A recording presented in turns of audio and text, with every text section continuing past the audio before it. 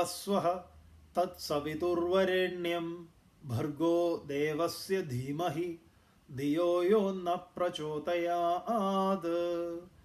ഓം ശാന്തി ശാന്തി ശാന്തി. ഹരി ഓം. എല്ലാവർക്കും ചിന്മയ സന്ധ്യയിലേക്ക് സ്വാഗതം. നിങ്ങൾക്കറിയാം ഇവിടെ ചൊല്ലിയ മന്ത്രം ഏതാണ്? വിശ്വപ്രസിദ്ധമായിട്ടുള്ള ഗായത്രി മന്ത്രം. ഗായത്രി മന്ത്രം എല്ലാ വേദങ്ങളിലും വരുന്ന ഋക്കിലും യജുസ്സിലും സാമത്തിലും അഥർവത്തിലും. വിശ്വാമിത്ര ഋഷിയാണ് ഈ മന്ത്രത്തിൻ്റെ ദൃഷ്ടാവ്. മുൻപ് ക്ലാസ്സുകളിൽ സൂചിപ്പിച്ചിട്ടുണ്ട്, നമുക്ക് മന്ത്രസൃഷ്ടാക്കളല്ല, മറിച്ച് മന്ത്രദൃഷ്ടാക്കളാണ്. മന്ത്രത്തെ ദർശിച്ചവരാണ്, അനുഭവപ്പെടുത്തിയവരാണ്. വ്യക്തിയും തത്വവും ഒന്നാവുന്ന സമയത്ത് അവരിൽ നിന്ന് ഉണ്ടാകുന്നതാണ്. എല്ലാ സൃഷ്ടികളും അങ്ങനെയാണ്. ഒരു ഒരു കഥയാണ്, ഒരു കവിതയാണ്, എന്തെങ്കിലും ഒരു സ്കൾപ്ചേഴ്സാണ്, എന്തും അവരെ അതുമായിട്ട് താതാത്മ്യപ്പെടുന്ന സമയത്ത് അവരിൽ നിന്ന് സംഭവിക്കുന്നതാണ്. ഇവിടെ ഗായത്രി എന്ന് പറയുന്നത് തത് സവിതുർവരേണ്യം ഭർഗോ ദേവസ്യ ധീമഹി ധിയോ യോ ന പ്രചോദയാത് എന്നതാണ് ഗായത്രി. അതിനോട് ചേർന്ന് വരുന്നു വ്യാഹൃതികൾ. മഹാവ്യാഹൃതികളുടെ പ്രതിനിധികളായിട്ട് 3 വ്യാഹൃതികൾ വരുന്നു. അതാണ് ഭൂർ ഭുവ സുവ.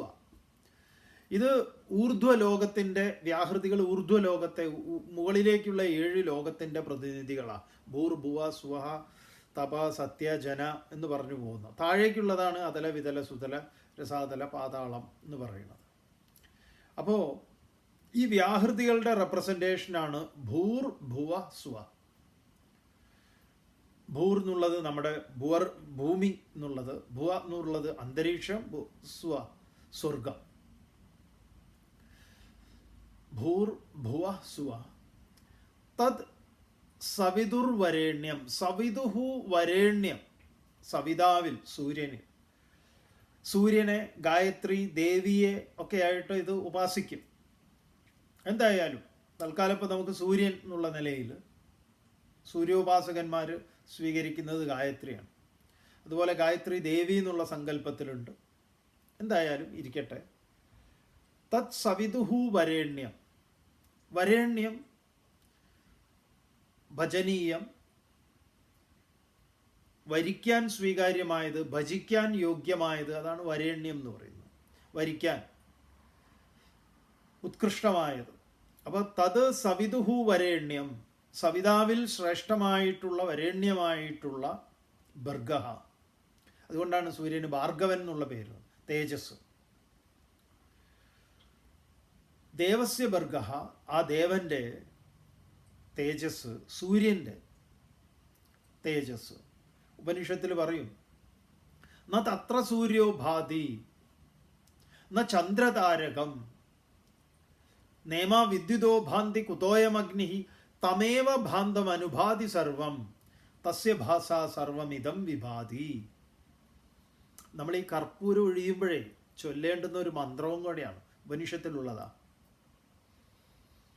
ഇങ്ങനെയാ, ഓം ന തത്ര സൂര്യോ ഭാതി ന ചന്ദ്രതാരകം നേമാ വിദ്യുതോ ഭാന്തി കുതോയമഗ്നി തമേവ ഭാന്തമനുഭാതി സർവം തസ്യ ഭാസ സർവമിദം വിഭാതി.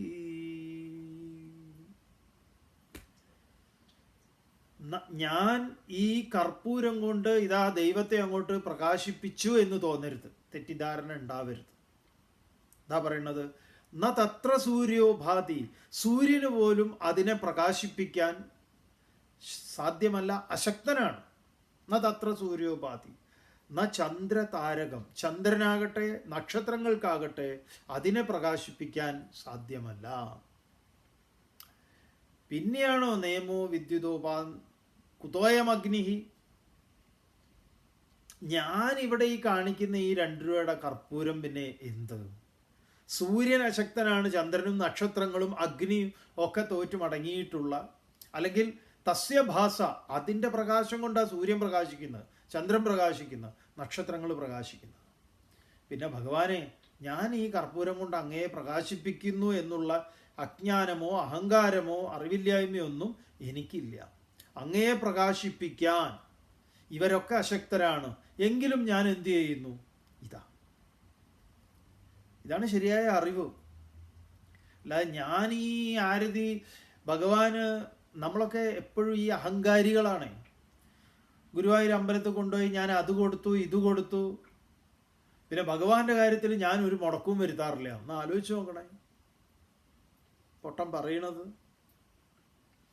ചിലർ അമ്പലത്തിന് നടയുടെ മുന്നിലൊക്കെ ഇങ്ങനെ നിൽക്കും, ഇങ്ങനെ ഷർട്ടൊക്കെ അഴിച്ച് ഇങ്ങനെ സ്വർണ്ണമാലയൊക്കെ ഇട്ടിട്ട്. ഞാൻ പിന്നെ നാട്ടുകാരോട് അവിടുന്ന് ഇങ്ങനെ പറയും, ആ ദീപാരാധനയ്ക്ക് തൊഴാൻ നിൽക്കുമ്പോൾ ഇവിടെ ചുറ്റും ലൈറ്റ് ഫിറ്റാക്കി ഞാൻ ഏർപ്പാടാക്കി. ഭഗവാൻ ഇരുട്ട് കഴിയാൻ പാടില്ലല്ലോ എന്ന് ആലോചിച്ച് നോക്കണം. അപ്പോൾ ഭഗവാൻ ഇരുട്ടത്ത് കഴിയരുത്. അതുകൊണ്ട് ചിലർ പൂജാമുറി AC ആക്കും. കാരണം ഭഗവാൻ, ഞാൻ ഇങ്ങനെ AC-യിലിരിക്കുമ്പോൾ ഭഗവാൻ ബുദ്ധിമുട്ടരുത്. മൂപ്പര് ഹിമാലയത്തിൽ ഇരിക്കുന്ന ആളാണ്. നമ്മുടെ അജ്ഞാനമാണ്. അജ്ഞാനത്തിൻ്റെ കൊടുമുടിയിൽ ഇരുന്നിട്ടാണ് നമ്മൾ ഈ പൊട്ടത്തരങ്ങളൊക്കെ പറയുക.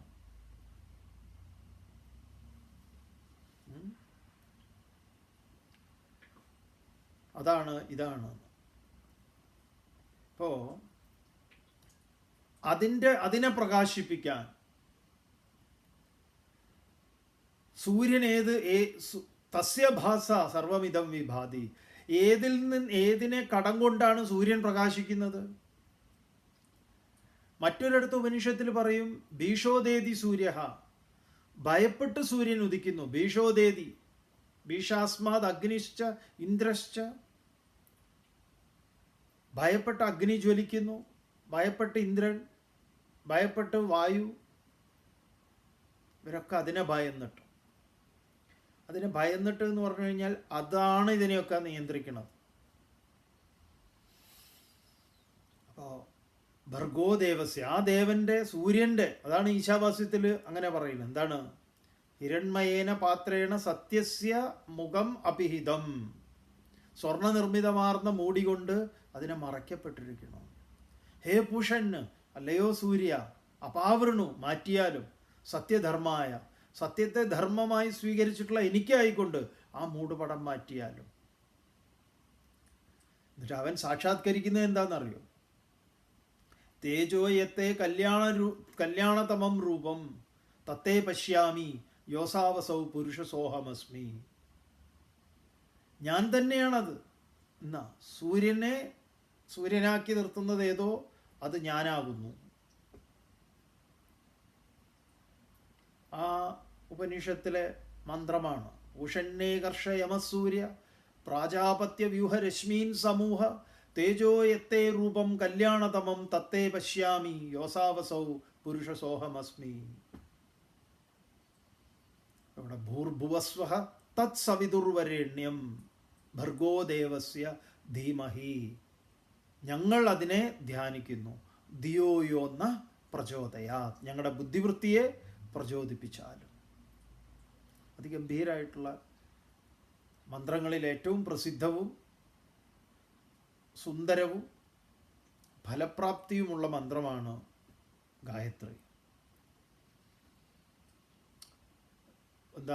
ഉദയസൂര്യന് അഭിമുഖമായിട്ടും അസ്തമയ സൂര്യന് അഭിമുഖമായിട്ടും ഗായത്രി ജപിക്കാം. എത്ര എണ്ണം എന്ത് ഏത് എന്നുള്ളതല്ല, എണ്ണത്തിൻ്റെയൊക്കെ കണക്ക് എന്തോ ആവട്ടെ, പക്ഷേ ഇതിൻ്റെ അർത്ഥം മനസ്സിലാക്കുക. ഇതാണ് ഇതിൻ്റെ താല്പര്യം. നമുക്ക് ഭജഗോവിന്ദത്തിലേക്ക് കടക്കാം. ഇന്നലെ കിട്ടിയോളാണ് എൻ്റെ മാലാക എന്നൊക്കെ പറഞ്ഞവനോട് പറഞ്ഞു, അങ്ങനെയല്ലല്ലോടോ, നിന്റെ മാലാക കിട്ടിയോളാണോ എന്ന് ചോദിച്ചപ്പം അല്ല, എനിക്കൊരു മാലാക വേറെ ഉണ്ട്, സർവശക്തനായിട്ടുള്ളവൻ, അതാണെന്ന് പറയാം. അപ്പം ഇന്ന് നമ്മൾ ഈ മതത്തിലെ കേവലം ആചാരങ്ങളിൽ ഭ്രമിച്ച് അതിനെ വലിയ കാര്യത്തിൽ കൊണ്ട് നടക്കുന്ന നമ്മുടെ അജ്ഞാനത്തെ ശങ്കരാചാര്യർ തുറന്നു കാണിക്കുന്നുണ്ട്. സർവമതത്തിലെയും ഓരോരുത്തരും ഉണ്ട്. ഓരോ മതങ്ങളിലും ഉണ്ട്. അതാണ് നമ്മുടെ ഇന്നത്തെ ഈ പ്രഭാഷണത്തിൽ ക്യാപ്ഷനായിട്ടിട്ടത്. കുരിശു എടുത്ത് മല കയറി കുരിശു ചുമന്ന് മല കയറുന്ന അവർ, ഇതെല്ലാം കഴിഞ്ഞ് താഴെ ഇറങ്ങിക്കഴിഞ്ഞാൽ നേരെ തിരിച്ചാണ്. അതുപോലെ കെട്ടും കെട്ടി മല കയറി പമ്പയിൽ കുളിച്ച് വരുന്ന വേറെ വിദ്വാന്മാർ, പിന്നെ ദാനധർമാദി സക്കാത്തുകളൊക്കെ കൊടുക്കുന്നവർ, ഇതിനെയൊക്കെ ചോദ്യം ചെയ്യുന്നു ശങ്കരാചാര്യർ. എന്തുണ്ടെങ്കിൽ ഇതൊക്കെ ഉണ്ട്, എന്തില്ലെങ്കിൽ ഇതൊന്നും സാർത്ഥകമല്ല എന്ന് നമുക്ക് കാണാം. അപ്പോൾ സന്യാസി സമൂഹത്തെ കൃത്യമായ ആ ഒരു കേവലം ബാഹ്യമായ ചിഹ്നങ്ങൾ അണിഞ്ഞ് കണ്ടു കണ്ടില്ല എന്ന മട്ടിൽ നടക്കുന്നവരെ പറഞ്ഞിട്ട് തുടർന്നൊരു വൃദ്ധനെ ചൂണ്ടിക്കാണിച്ചുകൊണ്ട് ചിലത് പറയും. അംഗം ഗളിതം പലിതം മുണ്ടം ദശനവിഹീനം ജാതം തുണ്ടം വൃദ്ധോ യാതി ഗൃഹീത്വാ ദണ്ഡം തതപി ന മുഞ്ചത്യാശാപിണ്ഡം ഭജ ഗോവിന്ദം ഗോവിന്ദം ഭജ മൂഢമതേ. അംഗം ഗളിതം പലിതം മുണ്ഡം. അംഗം ഗളിതം, അംഗം എന്ന് പറഞ്ഞാൽ അവയവങ്ങൾ, ഗളിതം ക്ഷയിച്ചിരിക്കുന്നു, ക്ഷീണിച്ചിരിക്കുന്നു. എന്തുകൊണ്ട്? പ്രായം കൊണ്ട്. വൃദ്ധോ യാതി, ഇതാ വൃദ്ധൻ നടന്നു നീങ്ങുന്നു. ദേഹമൊക്കെ ചുക്കിച്ചുളിഞ്ഞ് ഞരമ്പൊക്കെ ഇങ്ങനെ പുറത്ത് കാണാം. അംഗമൊക്കെ ഗളിതമാണ്. പലിതം മുണ്ടം, തല മൊത്തം ക്ലീൻ ഷെയ്വ. ആര് ഷെയ്വ് ചെയ്തതാ? ബ്രഹ്മാവ് ഷെയ്വ് ചെയ്ത, ബ്രഹ്മഷെയ്വാണ്. സൃഷ്ടികർത്താവ് എന്നെ എടുത്തു കളഞ്ഞതാണ്. ഇടയ്ക്കിടയ്ക്ക് ഇവനിത് മുടി വെട്ടാനൊന്നും ബാർബർ ഷാപ്പിൽ പോണ്ട, മൂപ്പരെ കൊണ്ട് നിശ്ചയിച്ചു കൊടുത്തു. അപ്പം ബ്രഹ്മഷെയ്വ് ചെയ്ത് അംഗങ്കളിതം പലിതം മുണ്ടം. ദശനവിഹീനം, പല്ലൊന്നും വായലില്ല. എസ് കെ പൊറ്റക്കാടിൻ്റെ ഭാഷയിൽ പറഞ്ഞാൽ കുട്ടികൾ കളിക്കുന്ന റബ്ബർ പന്ത് കീറിയാലുള്ളതുപോലെ. പണ്ട് കളിക്കും റബ്ബർ പന്തുണ്ട്, വലിയ പന്ത്, ഫുട്ബോളല്ല, റബ്ബർ പന്ത്. അത് കീറിയതുമായിട്ട് ഞങ്ങൾ കളിക്കും. അപ്പോൾ ഒരു അടി അടിച്ചു കഴിഞ്ഞാൽ അതിങ്ങനെ തുറക്കും. അതുപോലെയാണ് വായ എന്ന് പറയും. ഒരു മാംസപിണ്ഡത്തിന് ഒരു കീറലിട്ടതാ റബ്ബർ ബോളിന്, അത് പൊട്ടിയതുപോലെ. ദശനവിഹീനം ജാതം തുണ്ടം. ജാതം തുണ്ടം എന്നാ പറഞ്ഞു, ഒരു തുണ്ടം. മറ്റൊരിടത്ത് ശങ്കരാചാര്യ പറയും, എന്നിട്ട് അതിൻ്റെ ഉള്ളിൽ ഒരു പാമ്പിരിക്കുന്നുണ്ട് എന്ന് പറയാം. അതേതാ? നാവ്. ഇടയ്ക്കിടയ്ക്ക് അതിങ്ങനെ വിഷം ചീറ്റാനായിട്ട് വരും. ശങ്കരാചാര്യരും പറയുന്നുണ്ട്, ഭർതൃഹരിയും പറയുന്നുണ്ട്. അതിൻ്റെ ഉള്ളിലൊരു പാമ്പുണ്ട്, പൊത്തിൽ. എന്തായാലും ഇവിടെ ദശനവിഹീനം ജാതം തുണ്ടം, അങ്ങനെയുള്ള ഒരു വൃദ്ധോയാതി, വൃദ്ധനത അങ്ങനെ പോകുന്നു. ഗൃഹീത്വാ ദണ്ഡം, ഒരു വടിയും പിടിച്ചിട്ടുണ്ട്. എന്നാലും തതപി മുഞ്ചതി ആശാപിണ്ഡം, ആഗ്രഹങ്ങളാകുന്ന മാറാപ്പ് മൂപ്പര് ഭാണ്ഡക്കെട്ട് പുറത്തുനിന്ന് താഴെ വെച്ചിട്ടില്ല എന്ന് പറയാം. ഒരുപാട് ആഗ്രഹങ്ങളുണ്ട്. എങ്ങോട്ടൊക്കെയാണ് പോകണമെന്ന് ചോദിച്ചപ്പോൾ അവിടെ ഈ കോഴി വളർത്താൻ ലോൺ കൊടുക്കുന്നുണ്ട് എന്ന് കേട്ടു, അതിന് പോവുക. ഇങ്ങനെ എന്തെങ്കിലുമൊക്കെ കാര്യങ്ങളായിരിക്കും. അല്ല, കോഴി വളർത്താൻ ലോൺ കൊടുക്കുന്നതിനിപ്പോൾ എന്താ കുഴപ്പം? പോയാൽ ഇങ്ങനെയൊക്കെ പറയാമോ? അല്ല, അപ്പോൾ ഉപനിഷത്തിലല്ലേ പറയുന്നത്, കർമാണി കുർവന്നേവ ജിജീവിഷേത് ശതം സമാഹാന്ന്. അതെ, കർമ്മങ്ങളെ ചെയ്തുകൊണ്ട് തന്നെ 100 വർഷം ജീവിക്കാൻ തീരുമാനിക്കണം എന്നാണ്. തീർച്ചയായിട്ടും ഇവിടെ ശങ്കരാചാര്യർ പറയുന്നത് കർമ്മത്തെയോ നമ്മുടെ ആ വിധത്തിലുള്ള ഏതെങ്കിലും ആഗ്രഹങ്ങളെയോ അല്ല, മറിച്ച് വല്ലാത്ത ഒരു തരത്തിലുള്ള തൃഷ്ണയുണ്ട്. നേരത്തെ പറഞ്ഞതാണ്, വയസികതേക കാമവികാര, ശുഷ്കേ നീരേക കാസാര, ക്ഷീണേ വിത്തേക പരിവാര, ജ്ഞാതേ തത്വേ കസംസാര. അറിവ് കിട്ടിക്കഴിഞ്ഞാൽ പിന്നെ എവിടെയാണ് സംസാരം? ജലം വറ്റിക്കഴിഞ്ഞാൽ പിന്നെ എവിടെയാ തടാകം? അപ്പൊ ഇവിടെ സ്വാഭാവികമായി വന്നു ചേരേണ്ടുന്ന വിരക്തിയൊന്നും കാണാതെ വീണ്ടും വീണ്ടും പുതിയ പുതിയ ഓരോരോ എന്താ പറയുക, ബന്ധങ്ങളിലേക്കും നൂലാമാലകളിലേക്കും പോയിക്കൊണ്ടിരിക്കുന്ന ഒരു വൃദ്ധൻ. നമുക്കൊരു വ്യവസ്ഥിതിയുണ്ട്. 4 തലങ്ങളാണ് മനുഷ്യ ജീവിതത്തെ സനാതന ധർമ്മത്തിൽ 4 ഘട്ടങ്ങളാക്കി തിരിച്ചിട്ടുണ്ട്. ഒന്നാമത്തേതാണ് ബ്രഹ്മചര്യം. ബ്രഹ്മചര്യം പരിസമാപ്യ ഗൃഹീ ഭവേത്. 24 വയസ്സ് ആയിക്കഴിഞ്ഞാൽ 12 വയസ്സ് മുതൽ 12 വർഷം എന്ന് പറഞ്ഞാൽ 24 വയസ്സ്, 12 വർഷമാണ് പഠനം. അത് കഴിഞ്ഞാൽ ഗൃഹീ ഭവേത് എന്നാ, ഗൃഹത്തിൽ വരണം. പിന്നെ എന്താണ്? അനുരൂപയായ തനിക്ക് ചേർന്ന ഒരുവളെ ഗൃഹസ്ഥാശ്രമത്തിലേക്ക് സ്വീകരിക്കണം. എന്നിട്ട് സന്താനോത്പാദനമൊക്കെ ചെയ്യണം. ഗൃഹസ്ഥാശ്രമമാണ് രണ്ടാമത്തേത്. ബ്രഹ്മചര്യം പരിസമാപ്യ ഗൃഹീ ഭവേത്. അങ്ങനെ ആ കുട്ടിക്ക് ഒരു 12 വയസ്സായാൽ അതിനെ വിടണം ഗുരുകുലത്തിലേക്ക്. പിന്നെ അവൻ 24 തിരിച്ചു വരും. അപ്പോൾ അവൻ ഗൃഹസ്ഥാശ്രമിയാണ്. അവനെ വിവാഹം കഴിച്ചു കഴിഞ്ഞാൽ പിന്നെ കട്ടിലൊക്കെ അവന് കൊടുക്കണം. നമ്മൾ അടുത്ത ആശ്രമത്തിലേക്ക് കടക്കണം. അതേതാണ്? വാനപ്രസ്ഥം.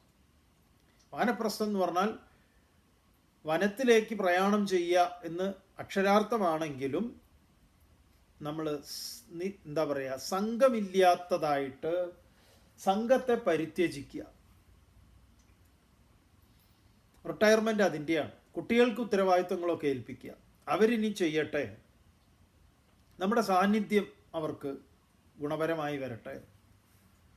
ചോദിച്ചാൽ മതി, എന്താ അറിയുന്നതൊക്കെ പറഞ്ഞു തരാം, നിങ്ങളാണ് ഇനി ചെയ്യേണ്ടത്.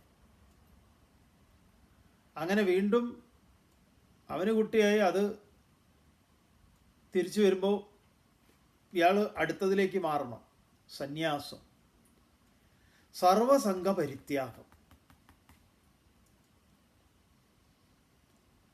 സർവസംഘ പരിത്യാഗം. പിന്നെ മൃത്യുവിനെ വരിക്കാനുള്ള തയ്യാറെടുപ്പാണ്. ആത്മഹത്യ ചെയ്യലല്ല, എപ്പോൾ വേണമെങ്കിലും റെഡിയായിട്ട് പോവാൻ കണക്കായിട്ട് സന്തോഷമായിട്ട്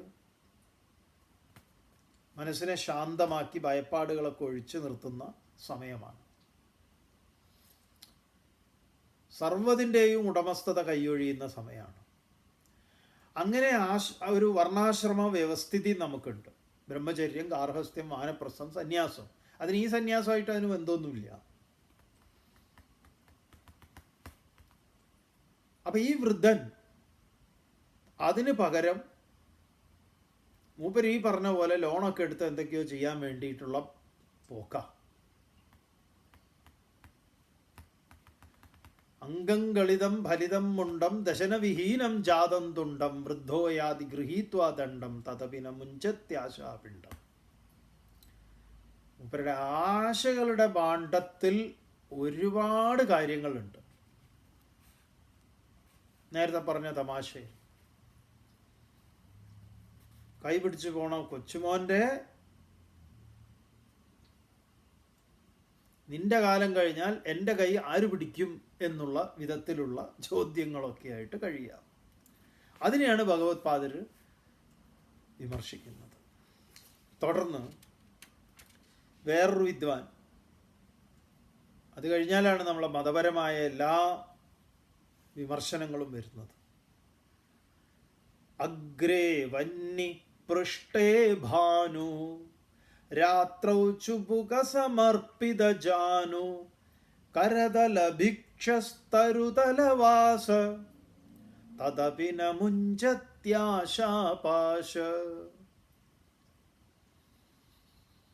അഗ്രേ വന്നി, മുൻപിലിങ്ങനെ അഗ്നി കരിയില കൂട്ടി കത്തിക്കുക. എന്തിനാണ്? ചൂട് എന്താ തണുപ്പ് മാറാൻ വേണ്ടി. കൊടും തണുപ്പാണ്. അഗ്രേവന്നി പൃഷ്ഠേ ഭാനു, പിറകുന്ന് സൂര്യൻ ഉദിക്കുന്നുമുണ്ട്. അപ്പോൾ അതിൻ്റെ അങ്ങനെ പുറംതിരിഞ്ഞിരിക്കുക. കുറച്ച് സൂര്യകിരണങ്ങൾ തട്ടുമ്പോൾ പുറം ചൂടാവും. ശരീരത്തിൻ്റെ മുൻഭാഗം അഗ്നി കൊണ്ട് ചൂടാക്കുക. ഇതാണ് അവസ്ഥ. അഗ്രേവന്നി പൃഷ്ഠേ ഭാനു, പിറകിൽ സൂര്യൻ.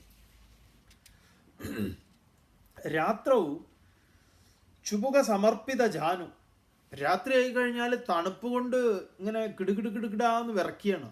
അപ്പോൾ ഈ കാല് ഇങ്ങനെ ചുരുട്ടി വെച്ചിട്ട് താടി ആ കാലിൻ്റെ മുട്ടിൽ ചേർത്ത് വെച്ചിരിക്കുക. എന്തിനാ? ഈ കിടുകിടുകിട് കുറയാൻ വേണ്ടിയിട്ട്. ഇങ്ങനെയാണ് മൂപ്പരുടെ അവസ്ഥ. അഗ്രേവന്നി പൃഷ്ഠേ ഭാനു രാത്രൗ ചുബുക സമർപ്പിത ജാനു. കരതല ഭിക്ഷ, ഒരു ഭിക്ഷാപാത്രം പോലും ഇല്ല, കയ്യിലാണ് ഭിക്ഷ മേടിക്കുന്നത്. തരുതല വാസ, വൃക്ഷച്ചുവട്ടിലാണ് വാസം. തദഭി, എന്നിരുന്നാലും ന മുഞ്ചതി ആശാപാശ, മൂപ്പർക്കുണ്ട് ആശാപാശ്.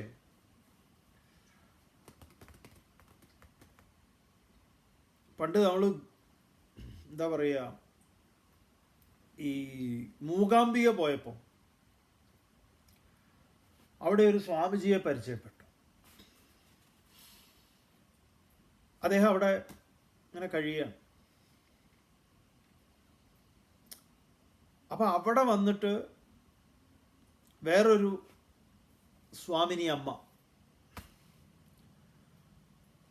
അവർ ഈ സ്വാമിജിയോട്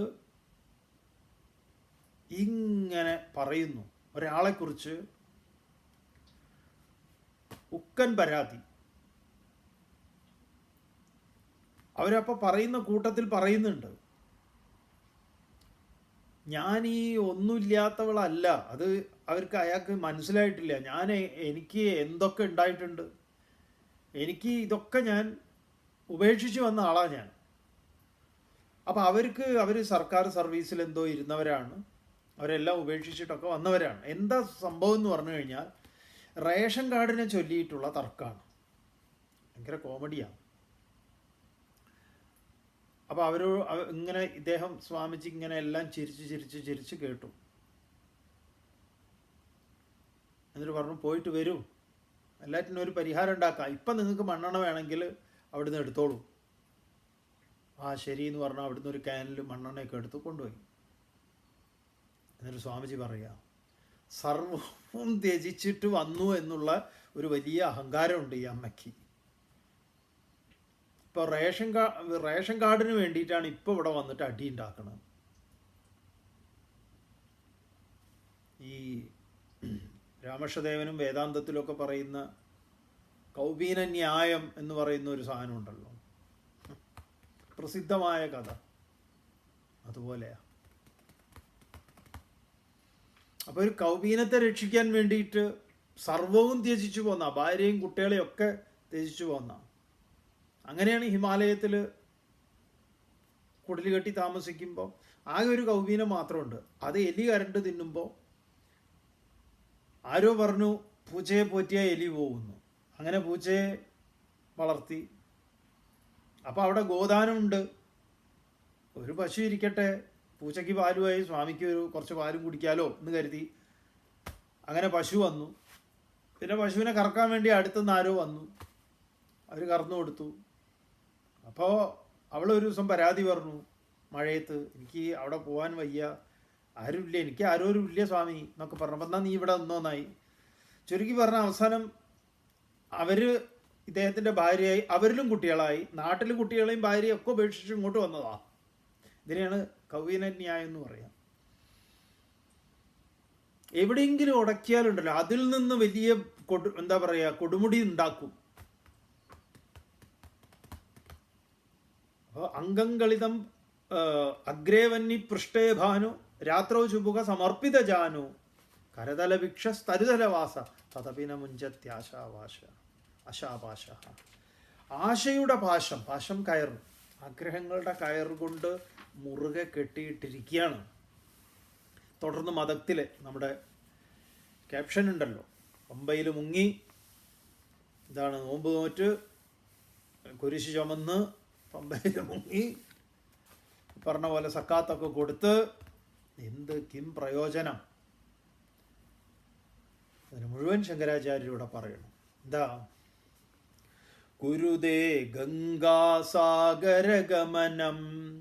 വ്രതപരിപാലനമഥവാദാനം ജ്ഞാനവിഹീന സർവമതേന മുക്തിം ഭജതി ന ജന്മശതേന.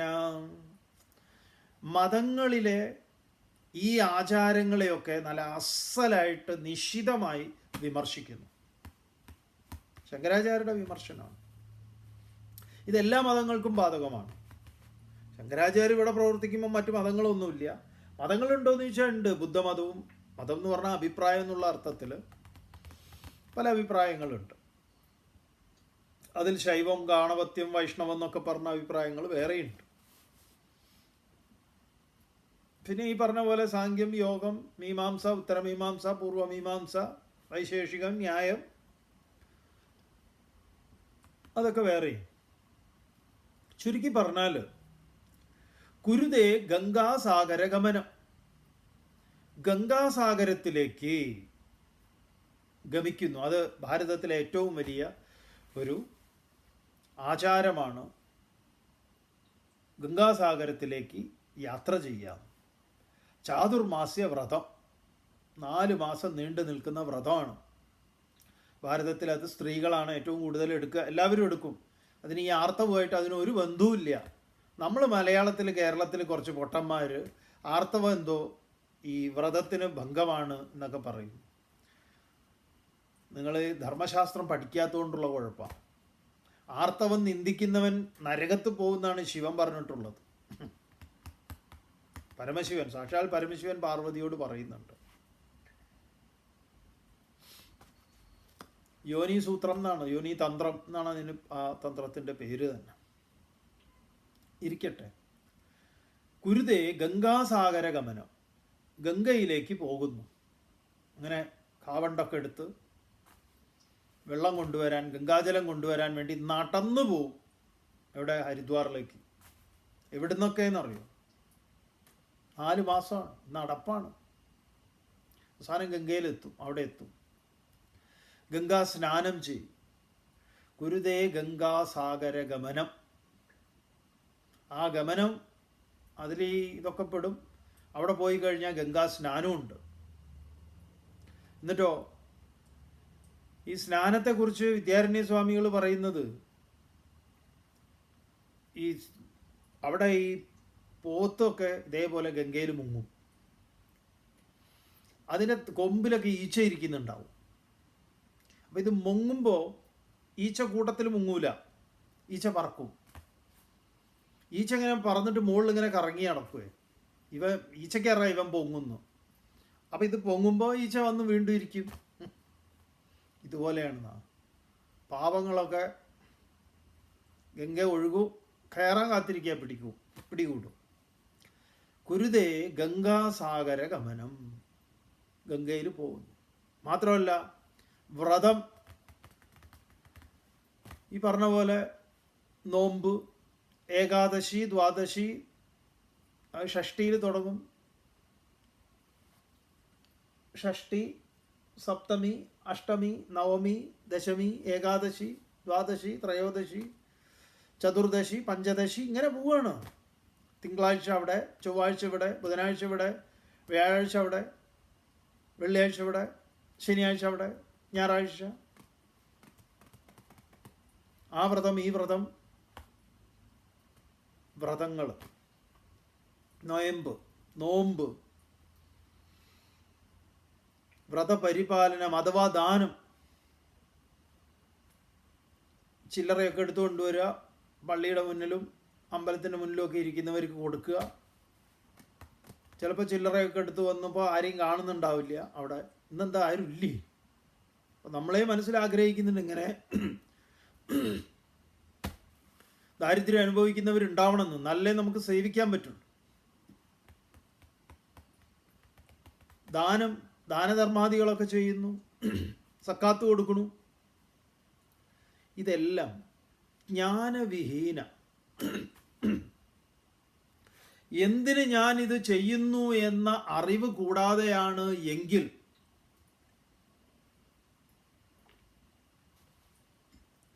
ജ്ഞാനവിഹീന സർവമതേന എല്ലാം തന്നെ മുക്തിം ഭജതി ന ജന്മശതേന. മോനെ, 100 ജന്മ ഇത് ആവർത്തിച്ച് ചെയ്തത് കൊണ്ടും ഒരു പ്രയോജനവുമില്ല. എല്ലാ മതങ്ങളിലും ഇത് പറയുന്നുണ്ട്. എല്ലാ മതങ്ങളും കേവലം ആചരണങ്ങൾ, അതിൻ്റെ താത്പര്യം മനസ്സിലാക്കാത്ത ആചരണങ്ങളെ ഇസ്ലാം മതം നിശിതമായി വിമർശിക്കുന്നുണ്ട്. ക്രിസ്തു മതവും നിശിതമായി വിമർശിക്കുന്നുണ്ട്. സനാതനധർമ്മവും നിശിതമായി വിമർശിക്കുന്നുണ്ട്. ഈ വിമർശനങ്ങളൊന്നും തന്നെ നമുക്ക് യാതൊരു വിധത്തിലുള്ള ബാധകവുമല്ല. നമ്മൾ ഈ കുറച്ച് ആചാരങ്ങളും അനുഷ്ഠാനങ്ങൾക്കും വേണ്ടി അപ്പുറത്തെ ക്ഷേത്രത്തിൽ എത്രയാ വെടിവെച്ചത്, അവിടെ എത്ര ആനയാണ് ഇറക്കിയത്, ഈ പള്ളിയിൽ എങ്ങനെയായിരുന്നു, എത്ര പേരുണ്ടായിരുന്നു റോഡ് ബ്ലോക്കാക്കി കുരിശ് യാത്ര നടത്താൻ, അപ്പോൾ അത് ഇപ്രാവശ്യം നമ്മൾ കുറച്ചും കൂടെ കൂട്ടണം. ഇങ്ങനെ ആരാധനാലയങ്ങളെ ചൊല്ലിയ അടി, ആ വഴിപാട് ഈ വഴിപാട്, ഒരു ഉത്സവം നടക്കുന്ന സമയത്ത് എത്ര പോലീസാണെന്നറിയോ? എന്താണ് വലിയ വിരോധാഭാസമല്ലേ അത്? എന്തിനാ? എപ്പോഴും നടക്കും. നമ്മുടെ വീട്ടിൻ്റെ അടുത്തുള്ള അമ്പലത്തിൽ ഉത്സവം ഒരു അടി ഉണ്ടാവും, ഉറപ്പാണ്. കാരണം എന്താ? അവിടെയാണ് അന്നാണ് അടി നടക്കുക.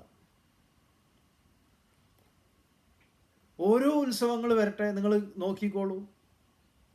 കത്തിക്കുത്ത്, അത് ഇത്, പള്ളിപ്പെരുന്നാൾ, നേർച്ച, ഏതൊരു മതം വാസ്തവത്തിൽ മനുഷ്യന് ആത്യന്തികമായ ശാന്തിയും സമാധാനവും നൽകാൻ ഉത്തരവാദിത്തപ്പെട്ട പ്രസ്ഥാനങ്ങൾ, സ്ഥാപനങ്ങൾ നാട്ടിൽ അശാന്തി ഉണ്ടാക്കുന്നു. എന്തുകൊണ്ടാണ് കോടതിക്ക് അങ്ങനെ ചോദിക്കേണ്ടി വന്നത്? കലാലയത്തിൽ രാഷ്ട്രീയം നിരോധിക്കണം എന്ന് ഹർജി വന്നപ്പോൾ കോടതി ചോദിച്ചുവല്ലോ.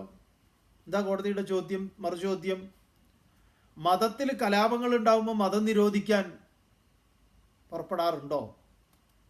മതം നിരോധിക്കണം എന്ന് പറയുന്നത് എത്രമാത്രം ബാലിശമാണ്. അതുപോലെയാണ് ക്യാമ്പസിലെ രാഷ്ട്രീയം നിരോധിക്കണം എന്ന് പറയുന്നത്.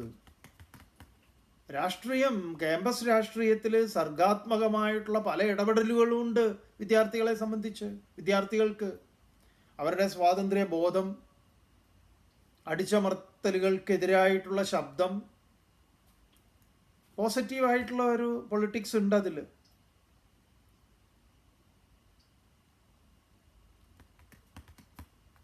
അപ്പോൾ ഈ വ്യർത്ഥമായ ഈ പറഞ്ഞ കാര്യങ്ങൾ എല്ലാ മതങ്ങളിലുള്ള, അത് കുരിശ് ചുമന്ന് മല കയറിയാലും, ഈ പറഞ്ഞ നോമ്പ് തുറന്ന് സക്കാത്ത് കൊടുക്കുന്നതായാലും, മല ചവിട്ടി പമ്പയിലോ ഗംഗയിലോ മുങ്ങുന്നതായാലും, ജ്ഞാനവിഹീന സർവമതേന മുക്തിം ഭജതി ന ജന്മശതേന ശതജന്മേന ന മുക്തിം. 100 ജന്മ ഇതൊക്കെ ആവർത്തിച്ച് ചെയ്താലും പ്രയോജനമില്ല. ചിലരൊക്കെ അഭിമാനത്തോടു കൂടി പറയാറുണ്ട്, ഞാൻ 18 പ്രാവശ്യം മല കയറിയതാണ്.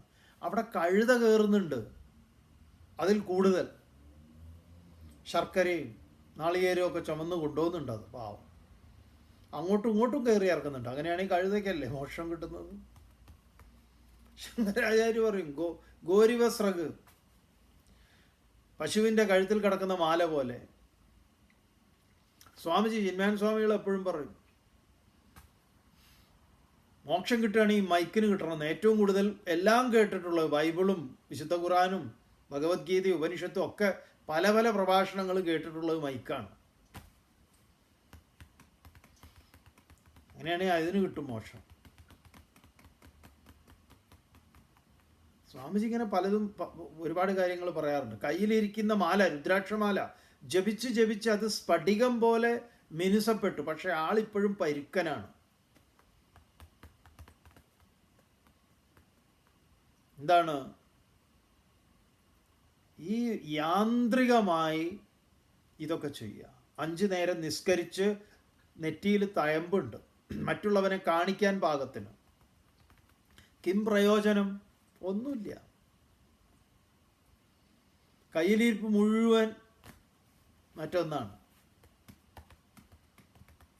എല്ലാ മതങ്ങളിലെയും വ്യർത്ഥമായ ആചാരാനുഷ്ഠാനങ്ങളെ നിശിതമായി വിമർശിച്ചുകൊണ്ട് അതിൻ്റെ താത്പര്യത്തെ ഉൾക്കൊള്ളാതെയാണ് ഇതൊക്കെ ചെയ്യുന്നതെങ്കിൽ വ്യർത്ഥം വ്യർത്ഥം വ്യർത്ഥം. ബാക്കി ഭാഗം നമുക്ക് നാളെ കാണാം. ഓം പൂർണ്ണമതഃ പൂർണ്ണമിദം പൂർണ്ണാത് പൂർണ്ണമുദച്യത്തെ പൂർണ്ണസ്യ പൂർണ്ണമാദായ പൂർണ്ണമേവാവശിഷ്യത്തെ. ഓം ശാന്തി.